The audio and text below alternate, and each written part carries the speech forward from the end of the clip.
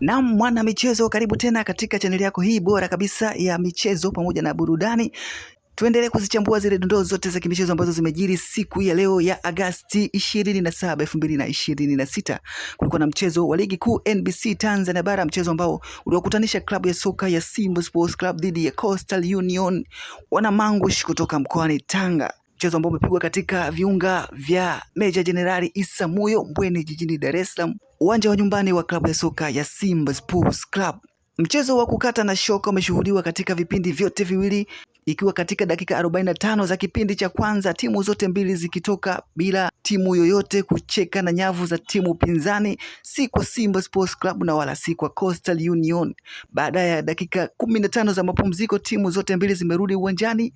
Dakika ya 79 klabu ya soka ya Simba Sports Club kupitia mchezaji wake Ismail Toure anaiandikia klabu ya soka ya Simba goli pekee ambalo limesalia mpaka dakika 90 kuipa ushindi klabu ya soka ya Simba Sports Club katika mchezo huo siku ya leo.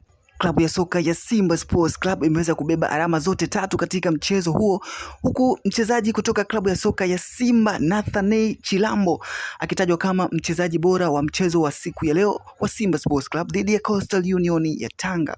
Mchezo wa 4 tangu kuanza kwa ligi kuu soka NBC Tanzania Bara 2026-2027, klabu ya soka ya Simba Sports Club inapanda kileleni ikiwa na alama 12, ikimtangulia klabu ya soka ya Young African Sports Club ambayo inashika nafasi ya pili akiwa na alama 9 akiwa amecheza michezo mitatu, huku timu ya tatu katika msimamo wa ligi kuu NBC Tanzania Bara msimu huu inashikwa na klabu ya soka ya Polisi Tanzania ikiwa na alama 7.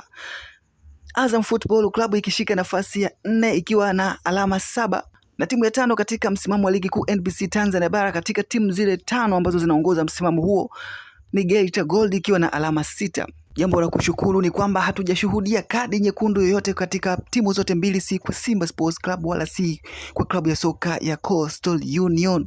Maana kadi nyekundu 3 zimeshuhudiwa kwa klabu ya soka ya Simba Sports Club katika michezo mitatu iliyocheza baada tu ya ligi kuu soka NBC Tanzania Bara kurejea katika msimu huu 2026-2027. Kadi ya kwanza nyekundu ikishuhudiwa katika mchezo wake wa kwanza wa ligi kuu NBC Tanzania Bara msimu huu katika mchezo wa Simba Sports Club dhidi ya Kagera Sugar, David Kameta Duchu akipewa kadi nyekundu katika mchezo huo. Mchezo wa pili, Simba Sports Club dhidi ya klabu ya soka ya Pamba Jiji, Ibrahim Jabel akionyeshwa kadi nyekundu katika mchezo huo.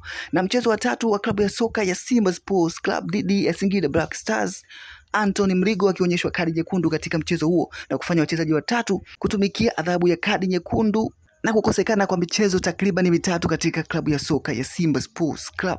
Hapo kesho klabu ya soka ya Young African Sports Club itakuwa dimbani katika mchezo wake dhidi ya Pamba Jiji.